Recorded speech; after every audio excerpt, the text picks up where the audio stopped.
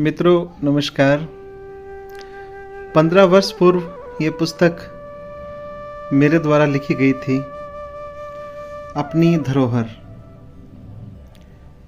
सहारनपुर के ऐतिहासिक जलाशय, इसमें बहुत सारे तालाब हैं। ये सोनार्जुनपुर बाबा सिद्ध महाराज का तालाब है। इसके अलावा देवी कुंड, सहस्त्र ठाकुर, कर्णताल, खुजनावर और बहुत सारे तालाबों का इसमें वर्णन है। विभिन्न कालखंडों का प्रतिनिधित्व करती ईंटें भी इसमें प्रदर्शित की गई हैं।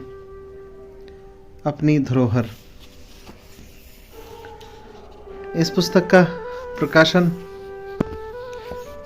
तत्कालीन जिलाधिकारी आदरणीय आलोक कुमार सर के माध्यम से हुआ था। उनकी शुभकामनाएं मुझे प्राप्त हुई थी। उन्होंने मुझे कहा था कि एक पुस्तक ऐसी लिखो जो सहारनपुर के ऐतिहासिक जलाशयों पर आधारित हो। तब ये पुस्तक लिखी थी। इसमें अनेक प्राचीन जलाशय हैं। 10 नंबर पर आप देख रहे हैं पटनी की ऐतिहासिक बावड़ी। आज इसी विषय पर कुछ बात आपसे साझा करना चाहूँगा। पटनी की ऐतिहासिक बावड़ी को लेकर जब मैं आज से 15 वर्ष पूर्व पटनी गांव गया था। पटनी गांव सहारनपुर नगर से 10 किलोमीटर की दूरी है पर स्थित है, चिल्काने से पहले। तो वहाँ ये ऐतिहासिक बावड़ी कुछ इस प्रकार थी। और भी चित्र मैं आपको दिखाऊंगा। तो बिल्कुल जहाँ पटनी की ऐतिहासिक बावड़ी लिखा है, इधर से इसमें उतरने का रास्ता था। नीचे दोनों तरफ कक्ष थे, सामने भी एक दरवाज़ा खुला था। और जहाँ लकड़ियाँ ऊपर दिखाई दे रही हैं, यहाँ पर एक कुआं बना है। तब इधर कोई भी इसके ऊपर इधर कोई निर्माण नहीं था। तब मैंने इसको बचाने के लिए कुछ प्रयास किया था। शब्दों से देख लीजिएगा क्या लिखने का प्रयास किया था कि सहारनपुर जनपद ऐतिहासिक धरोहरों का जितना धनी है, महान विरासत की दास्ता को सहेज रखने में उतना ही कंगाल। अब पटनी में मौजूद लोधी काल की बावड़ी को देख लीजिए। इब्राहिम लोधी के समय बनी यह बावड़ी कभी बहुत महत्वपूर्ण थी, लेकिन आज यह कूड़े का ढेर बनकर रह गई है। गांव का गंदा पानी इसके भीतर तक अट चुका है। गांव वाले जानते भी हैं कि बावड़ी इतिहास की अनूठी निशानी है, लेकिन इसके संरक्षण की जिम्मेदारी को निभाने के लिए कोई तैयार नहीं है। कहते हैं कि इसमें बने द्वारों में से 3 और सुरंगें जाती थी। इनका इस्तेमाल इब्राहिम लोधी के सैनिक द्वारा किया जाता था। ये सब जानकारियाँ उस समय तत्कालीन लोगों से प्राप्त हुई थी। कुछ इसको लोधी से भी पुरानी बावड़ी बताते थे, वो भी इसमें वर्णन है। ये देखिए, बावड़ी के विषय में एक खबर भी अमर उजाला में छापी गई थी।